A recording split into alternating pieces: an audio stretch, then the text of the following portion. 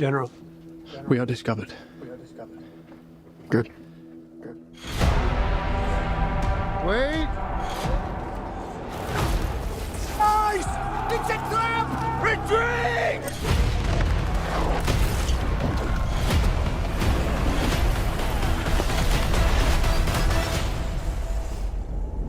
I'm not built like other men. Generals gathered in their masses. Move along now! Those in power only see me as a brute, unfit for higher office. Just like witches at black masses. But I follow in the footsteps of Alexander the Great and Caesar.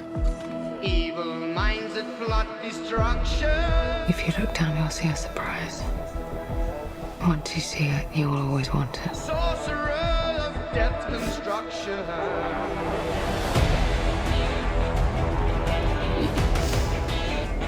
I must warn you, I will not lead a second in command.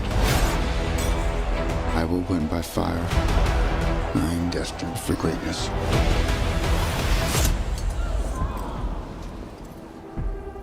I found the crown of France in the gutter and placed it atop my own head.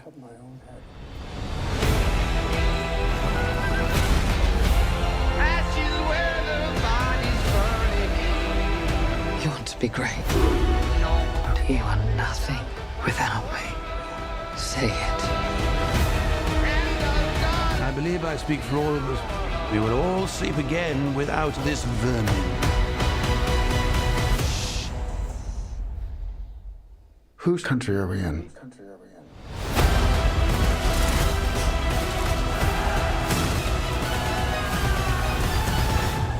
Mine.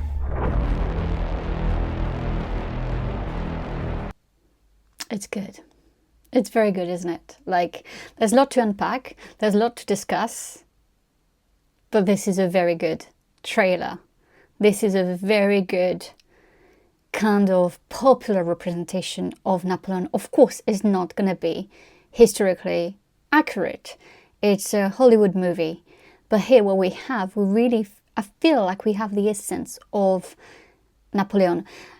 Some of you are going to tell me, yes, but you know, the actor is too old, there's some stuff that are not historically accurate, and we're going to unpack all of this. And I agree with you, like, the actor is too old to play Napoleon, but at the same time, he's so charismatic, he's so talented, that I think it's fine, really. I don't see really the problem. He's so good at bringing back Napoleon to life. He's really good at bringing back the essence of Napoleon.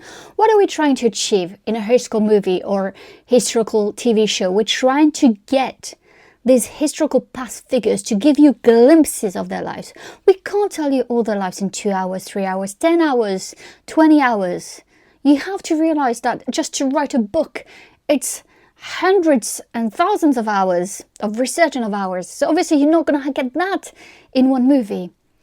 But historical movies, historical TV shows, all the doors to all this historical research. You might want to know more about the real him. But when I say the real Napoleon, it's also very hard because, like everyone, every human being, we have different facets. We are all complicated. Napoleon is a very complex and complicated historical figure. But let's unpack the trailer together. What I like is the way we started. There's rebel, emperor, general, tyrant, genius. It shows the complexity behind the real Napoleon. It shows that he's not just a villain, but he's definitely not just a hero. There is so much complexity behind him. You know, we talk about, oh, you know, did he come from like nothing and conquered everything? Of course not. He was from an aristocratic family, but at the same time he was in Corsica. He was not, you know, in Paris. He was not with the elites of Paris. And you cannot completely dismiss the fact that, you know, he had to kind of climb the ladder in the army. So he was in many ways kind of a nobody. When I say nobody, it's like just someone that you would not necessarily see as someone that we still talk about, you know, 300 years later, 200 years later, but he will be talked about even in 500 years later, because he marked history by the way he was. So that's one thing. Then we said he conquered everything. Well, he conquered a huge chunk of Europe, so it's not entirely the world either. But you have here the seeds of ambition, the seeds of someone who really wanted to mark its time, and it's what he did. That first scene, really, where we see, General, we are discovered, and Napoleon says, good. Like, it's what he wanted, it's what he planned. And then we have the scene with the battle with the Austrians and Russians. Let's try to unpack this historically. In terms of cinema, it's amazing. It's brilliant. I mean, the scene is so breathtaking. You're in the middle of the battle. Honestly, I can't see how Ridley Scott could have done a better job at portraying that scene. But it is massively romanticized.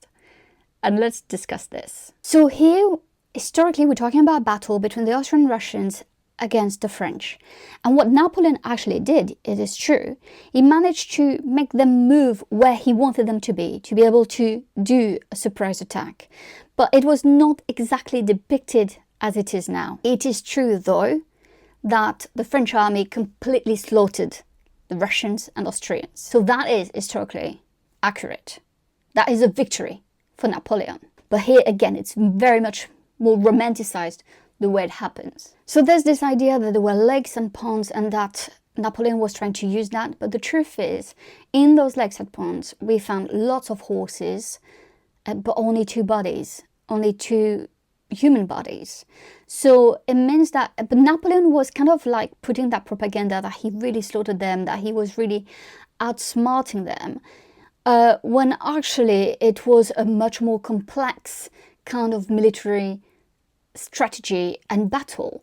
And so here it is a bit kind of like simplified. That scene just shows that battle, that real battle, where Napoleon is a victor, kind of more, as I said, romanticized, but also simplified, just to try, I think, to give people a glimpse of Napoleon's genius, because it's hard to make people understand what kind of military genius he was if you can't see it visually. And, you know, if we have records in the archives, or, you know, it's not the same as seeing it. And I think that's why they're trying to do it. And by trying to do that, they really make it bigger and better than it actually was. But I think for a Hollywood movie, that works really well. I'm not built like other men. So this line, I'm not built like other men, I really love, because it plays with the idea that Napoleon was extremely arrogant. And of course he was extremely arrogant. Wellington was. Any kind of very strong military leader, or just leader, political leader, had to be arrogant. You had to be arrogant to be like a colonizer, you know, a conquistador, or like, you know, when you want to mark history, it comes from your ego, doesn't it? But like, to make him say it, I think here we're again exaggerating that part of him. And obviously, I don't know if we really would have said that, because you have to be aware of your audience when you say stuff like that. So I think here there's a bit of exaggeration when it comes to Napoleon's arrogance, but it works for the movie. Definitely does. Move along now. Okay, so here the other scene is in Toulon, when Napoleon has to prove himself, basically. He has to show that he can be a military leader. Here, you know, it's a bit funny the way it is shown, the way it is depicted. It doesn't really work. The British had been like positioned there, so that's also why, you know, Napoleon had to do something about it. But basically he's going to try to find like a weak spot and then attack. That's what he's going to do. But like here we see him scooting and seeing where the weak spot could have been. He looks a bit like in disguise, you know, he's not showing that he's a military man. Is it really believable? No, again, it's massively romanticized. And again, I think it's a way to show Napoleon's fearlessness, really, that he's not afraid of, you know, of confronting men and of putting himself first. And I think that's what we're trying to show. I don't think it actually historically happened that way, But here we're really into trying to get the essence of Napoleon more than we're trying to reproduce exactly what happened in Toulon, if you see what I mean. Those in power only see me as a brute, unfit for higher office. I love this line, those in power only sees me as a brute and fit for higher office, because it is also a battle that Napoleon is going to have to win, the real Napoleon.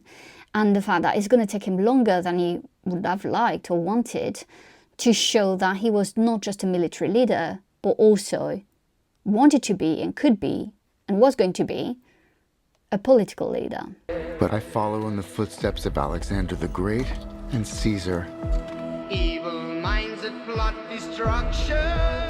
Here we are in Egypt, and again that scene has lots of problems. Even the first trailer, we see Napoleon firing at the pyramids. That never happened. But here we're really into, like, it's the Khufu's pyramid, and it would have been emptied for a long, long time, so we have no records of it having stuff. So that doesn't really work. I like the parallel here, though, when he says I'm in the footstep of Alexander the Great and Caesar, because he is compared a lot to these two figures. And again, I think it's a very Hollywood movie trying to put Napoleon on the same level. And if you talk to some historians who've been working on Napoleon for decades, they will tell you that he's even better, that he's even greater. And so in many ways, the kind of references to these two historical figures, Alexander the Great and Julius Caesar, is very interesting. But obviously here it's a fabrication of what he would have done or not in Egypt. And I'm not sure why we have this moment and what does it really bring in terms of showing Napoleon's greatness, apart from really making him follow the steps of Alexander the Great and Julius Caesar in a very, visual way.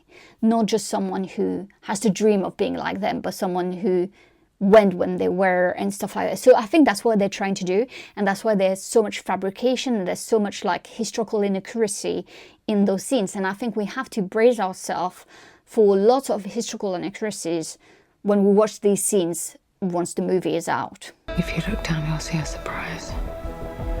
Once you see it, you will always want it. Sorcerer of death's construction. So here they're really playing into sexualizing Josephine, and in many ways I find it in a way to kind of diminish her own influence, because the truth is Josephine was a key to the elites in Paris. That's how Napoleon also got into so much power. And just saying, like, once you're going to see it, you're going to want it, always want it, stuff like that. And his face is quite hilarious. He's like, I'm not sure about that. Like, but of course he will. But he's going to make her an impress. Like, he's obviously in love with her. But here I just feel like we're trying to undermine and diminish her role by just trying to sexualize the woman. Again, it's very Hollywood. I don't know if she would have said something like that. I don't think she needed that. I think her influence was much more, the interest was also much more political than sexual. And it's why you have to remember, even I work so much on royal mistresses and stuff. The royal mistresses that stayed for a long time in favors were the ones who had political influence, wealth, connections, not just the one who were throwing their whatever at the king's face. That didn't work in long term. That would work in a short term, probably, but not long term. I found the crown of France in the gutter and placed it atop my own head. Obviously, there's the coronation scene that I really reviewed, so please check my video on this. But I really liked, and I'm going to say it again, that at least they really used the painting from Le Louvre, the historical painting of Napoleon. Like you are like almost witnessing the coronation of Napoleon. And yes, he takes the crown for himself. He crowned himself. He's going to crown Josephine. And all of this is true. And I like kind of like them making bold and arrogant. And it also shows how he's making enemies, because people are like, it's not how we're supposed to do things. But Napoleon doesn't care, or didn't care, about how we used to do things. He likes doing things his way, and that's a very clear representation of that I really like. Whose country are we in?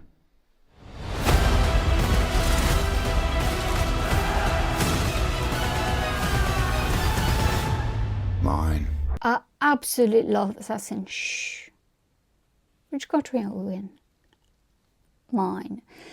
That is Napoleon here. That's Napoleon, like the historical Napoleon. We can see how the historical Napoleon would have said something like that. It is so well done. Overall, I really think that this trailer and this movie is going to be epic for what it is, a historical movie. I hope that it will make you want to learn more about Napoleon, learn more about the period, learn more about French history, how he got there. But you have to, look at the French Revolution and everything else. But I think here it is quite an epic movie that really wants to play with the different facets of Napoleon. He's not just a tyrant, not just a murderer, he's complex. Is it a hero? I don't know, some people could see him as such, but really, he definitely shaped French history, European history, and he marked French and European history. This is not something that can be contested. I really hope that you enjoyed my reaction and review of the second trailer for Napoleon movie. I'm going to release a very important video on the 24th November for the release of the movie. I hope you will be watching it because it's more about the real Napoleon. Thank you so much for watching and I'll see you next time. Bye!